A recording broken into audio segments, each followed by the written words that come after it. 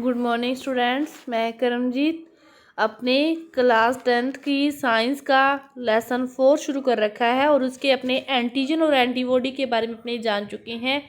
Antibodies के type, उनके कार्य अपने सब कुछ कर लिया है। अपने अब नेक्स्ट जो टॉपिक है रक्त समूह, इसके बारे में जानना है। इसको प्रतिरक्षा जो पहला टॉपिक है वो पूरा हो चुका है। अगला टॉपिक अपने शुरू करना है रक्त समूह। तो देखो अपने शुरू करते हैं। रक्त क्या है? एक प्रकार का जो तरल स्योंजी ऊतक है। ये एक गाढ़ा होता है, चिपचिपा होता है और इसका रंग कैसा होता है? लाल होता है। तो रक्त का रंग लाल क्यों होता है? क्योंकि इस हीमो जो WBC है, RBC है, उसमें एक लाल रंग का जो पदार्थ पाया जाता है हीमोग्लोबिन, उसी के कारण हमारे रक्त का रंग कैसा होता है? लाल होता है। और ये कैसा है? तरल स्योंजी ऊतक होता है। और यह प्लाज्मा तथा जो रक्त कणिकाओं से मिलकर बना होता है। हमारा रक्त प्लाज्मा से और रक्त कणिकाओं से मिलकर बना होता है और इसमें जो प्लाज्मा है वो 55% पाया जाता है। 55% क्या पाया जाता है? प्लाज्मा पाया जाता है। और प्लाज्मा में ही 3 प्रकार की जो रक्त कणिकाएं हैं वो आगे अपने को मिलती है।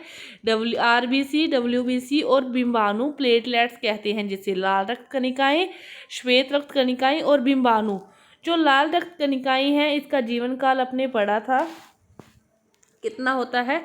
120 दिन। और दूसरी बात, इसमें हीमोग्लोबिन पाया जाता है, इसी के कारण इसका रंग कैसा होता है? लाल होता है। और जो RBC है इसका कार्य क्या है? गैसों का परिवहन करना, उनका विनिमय करना। गैसों का परिवहन करती है, उनका विनिमय करती है, आदान प्रदान करती है। ये सब कौन करती है? RBC करती है। इसके बाद जो श्वेत रक्त कणिकाएं हैं ये हमारी क्या करती है? रोगों से रक्षा करती है, रोगाणुओं से हमारी सुरक्षा करती है। तो ये कौन करती है? WBC। और जो प्लेटलेट्स है ये जो रक्त के स्राव को रोकने में सहायता करती है, रक्त का थक्का नहीं जमने देती और थक्का जमने देती है। यदि कि अपना रक्त बहता ही रहे तो फिर आदमी की मृत्यु भी हो सकती है। तो ये सभी के क्या है? अलग अलग कार्य हैं। इसके बारे में अपने पहले भी पढ़ चुके हैं, दूसरे लेसन में भी। इसके बाद देखो अगला जो टॉपिक है रक्त समूह, ये अपना न्यू टॉपिक है। रक्त के बारे में तो अपने पढ़ चुके थे। तो रक्त समूह क्या है? इसको सर्वप्रथम कौन से वैज्ञानिक ने खोजा? कोल लैंडस्टीनर ने खोजा था। कब खोजा था? 1901 में। 1901 में रक्त समूहों के बारे में वर्गीकरण किया। किसने किया? कोल लैंडस्टीनर ने किया। इसने क्या किया कि जो अपने शरीर में सब इसने विभिन्न समूहों का वर्गीकरण किया। जो RBC है उसकी सतह पर जो पाए जाने वाले प्रतिजन है उसी की उपस्थिति और अनुपस्थिति के आधार पर ही इसने समूहों का वर्गीकरण किया कि RBC की सतह पर किस प्रकार का प्रतिजन पाया जाता है। तो उस मनुष्य का में जो रक्त का समूह है वो उसी प्रकार होता है। जैसे ये आपकी RBC है, जो प्रतिजन इसने माने 2 प्रकार के प्रतिजन माने, एक A प्रकार का माना, दूसरा क्या माना? B प्रकार का माना। तो ये RBC है किसी भी मनुष्य की। और यदि इसकी सतह पर A प्रकार का प्रतिजन उपस्थित है तो उस आदमी का जो ब्लड ग्रुप होगा तो वो कैसा होगा? A होगा। और यदि इस RBC की सतह पर B प्रकार का प्रतिजन उपस्थित है तो फिर उस आदमी का ब्लड ग्रुप होगा तो वो कैसा होगा? B प्रकार का होगा। और यदि A और B दोनों ही प्रकार के प्रतिजन किसी भी आदमी की RBC की सतह पर पाए जाते हैं तो उसका जो ब्लड ग्रुप होगा उसको फिर क्या नाम दे दिया? AB नाम दे दिया। उसको क्या नाम दे दिया? AB। अब देखो कि यदि दोनों ही न हो, कि A भी नहीं है और B भी नहीं है, कि RBC की सतह पर किसी भी प्रकार का प्रतिजन उपस्थित नहीं है, तो फिर उस आदमी के ब्लड ग्रुप को क्या नाम दे दिया? O। कि उस आदमी का जो ब्लड ग्रुप होगा वो कैसा होगा? O होगा। कि लाल रक्त कणिकाओं की सतह पर जो प्रतिजन है, प्रतिजन के 2 प्रकार माने, A और B। उसी के अकॉर्डिंग कि जो भी प्रतिजन उपस्थित है, A उपस्थित है तो उस आदमी का ब्लड ग्रुप A, B उपस्थित है तो उस आदमी का ब्लड ग्रुप B, और यदि A B दोनों उपस्थित है तो उस आदमी का ब्लड ग्रुप AB। और यदि दोनों ही अनुपस्थित है, दोनों ही एब्सेंट है, तो फिर उसको नाम दे दिया कि उस आदमी का ब्लड ग्रुप O होगा। इसीलिए इसको क्या कहा गया? इस वर्गीकरण को ABO। क्योंकि इसमें या तो A आएगा या V आएगा या AB आएगा या O आएगा। तो इसको क्या नाम दे दिया कि इस जो समूहीकरण है ABO समूहीकरण कहा जाता है। किस वर्गीकरण को? ABO समूहीकरण कहा जाता है। तो ये है आपका ब्लड ग्रुप के बारे में। इसके अलावा ये तो थी अपने कि प्रतिजन के बारे में कि ये जो प्रतिजन A और B, इसके अलावा भी एक अन्य और प्रतिजन है, उसको कहते हैं RH। AB के अलावा RBC की सतह पर एक और प्रकार का प्रतिजन पाया जाता है, उसको क्या कहते हैं? RH प्रतिजन कहते हैं। और इसके दो प्रकार हैं RH, यदि तो RH उपस्थित है तो प्लस, और यदि RH अनुपस्थित है तो क्या कहते हैं? माइनस कहते हैं। कि ये आपकी क्या है? RBC है, ये आपकी RBC है। इसकी सतह पर A प्रकार का प्रतिजन भी पाया जाता है और RH प्रकार का प्रतिजन भी पाया जाता है। तो फिर आदमी का ब्लड ग्रुप क्या होगा? A+ होगा। तो आदमी का ब्लड ग्रुप क्या होगा? A+ होगा। कब होगा? जब A प्रकार का प्रतिजन भी पाया जाता है और RH प्रकार का प्रतिजन भी पाया जाता है, तो फिर उस आदमी का ब्लड ग्रुप क्या होगा? A+। अब यदि A प्रकार का तो पाया जाता है लेकिन RH प्रकार का जो प्रतिजन है वो नहीं पाया जाता, समझो बात को कि नहीं पाया जाता, तो फिर उस आदमी का ब्लड ग्रुप क्या हो जाएगा? A- हो जाएगा। पाया जाता है तो प्लस लग जाएगा और नहीं पाया जाता तो माइनस लग जाएगा। अब एक बात, A भी पाया जाता है, A भी पाया जाता है और RH प्रकार का भी पाया जाता है, तो फिर उस आदमी का ब्लड ग्रुप क्या हो जाएगा? AB+ हो जाएगा। क्या हो जाएगा? AB+ हो जाएगा। मतलब पहला जो समझा वो समझा आपने। उसके अलावा एक बात न्यू जो है कि RBC की सतह पर यदि AB कि ये RBC की सतह है, इस पर AB प्रकार का प्रतिजन भी नहीं पाया जाता और RH प्रकार का प्रतिजन भी नहीं पाया जाता, तो उस आदमी का मतलब AB प्रकार का नहीं पाया जाता तो उस आदमी का ब्लड ग्रुप क्या होगा? O। और RH भी नहीं पाया जाता तो फिर क्या हो गया? O-। अब यदि RH पाया जाता और AB नहीं पाया जाता तो फिर उसका क्या हो जाता? O+। ये इतना है आपका रक्त समूह के बारे में। उम्मीद है कि आपको समझ में आया होगा। बस ये ABO और RH के बारे में है कि जो चीज़ उपस्थित है वो उसका सर्कल ब्लड ग्रुप होगा। और RH के बारे में ये चीज़ है कि यदि RH उपस्थित है तो ब्लड ग्रुप क्या होगा? प्लस में, और यदि RH अनुपस्थित है तो ब्लड ग्रुप क्या होगा? माइनस में होगा। ये आपकी पूरी सारणी है कि A+ कब होगा? जब लाल रक्त कणिकाओं पर A पाया जाता है तब A+, और A- जब A, और इसकी जो एंटीबॉडी जो होगी, देखो जब तो प्रतिजन A है तो उसकी एंटीबॉडी क्या है?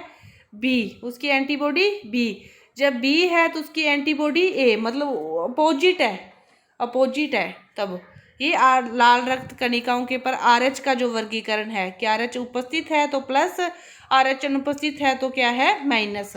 इस पूरी एक लाइन को समझोगे तो आपको जो मैंने बताई है वो सारी बात क्या आ जाएगी? आपको समझ में आ जाएगी। जैसे यहाँ पे देखो, इस लाइन को देखो, छठी लाइन को, कि AB है, AB नेगेटिव है। छठी लाइन को ध्यान से देखो कि AB क्या है? नेगेटिव है। तो फिर RH क्या है? अनुपस्थित है तो नेगेटिव है।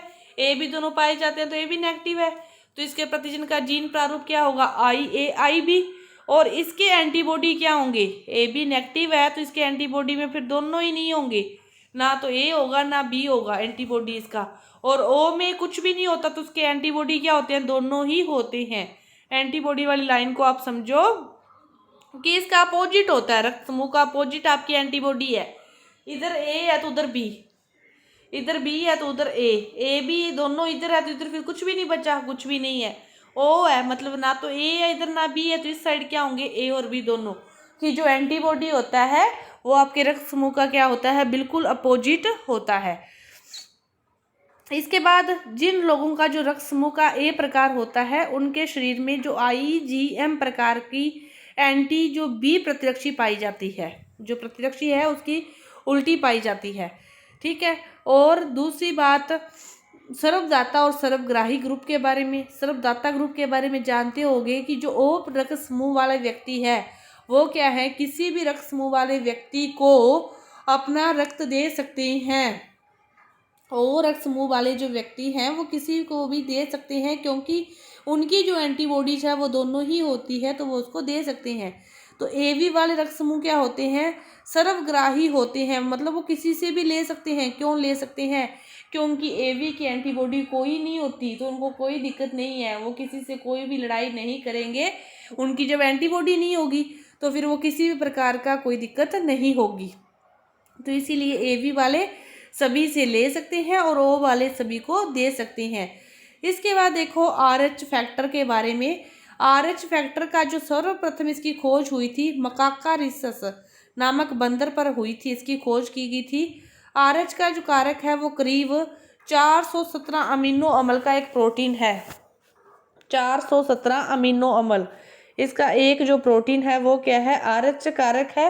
और इसकी जो खोज हुई थी मकाकारिसस नामक बंदर पर हुई थी।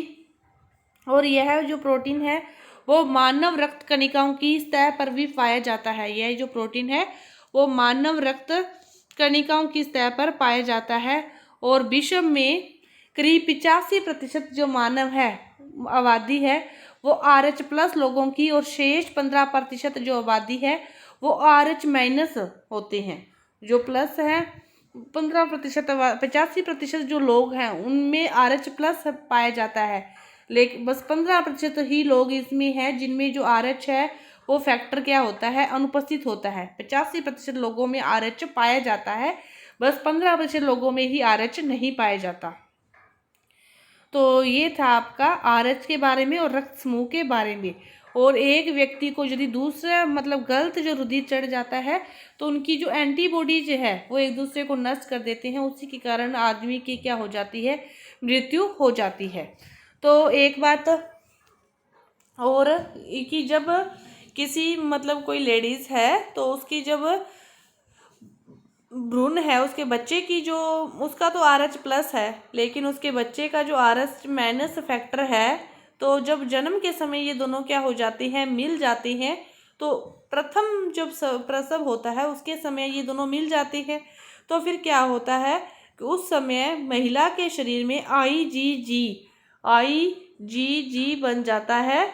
IgG प्रकार का एक जो एंटीबॉडीज है, प्रतिरक्षी है, वो बन जाता है। तो प्रथम प्रसव के समय तो कुछ नहीं होता, लेकिन जब दूसरी बार प्रसव होता है तो उसमें भी यदि RH+ महिला का और उसका RH- है तो ये जो पहले से ही उसके शरीर में ये IgG बना हुआ है ये उसके भ्रूण को नुकसान पहुंचा सकता है। तो इसीलिए यदि अपने प्रथम प्रसव के 24 घंटों के भीतर ही माता को IgG प्रतिरक्षियों का जो इसके विरुद्ध का जो जो RHT का जो टीका लगा सकते हैं उन्हें क्या कहते हैं, रोहम कहते हैं। फिर उससे क्या हो जाती है, उसका विनाश हो जाता है और प्रतिरक्षी उत्पन्न होने से वो रोक देते हैं। तो इसी से कई बार ऐसा होता है कि ध्यान न दिया जाए तो प्रथम प्रसव के बाद फिर दूसरा जो प्रसव है उसमें दिक्कत आती है, ये RH फैक्टर के कारण। तो ये था आपका RH फैक्टर। इसके बाद देखो अगला है रक्तदान। इस टॉपिक को अपने अगली वीडियो में करेंगे। धन्यवाद।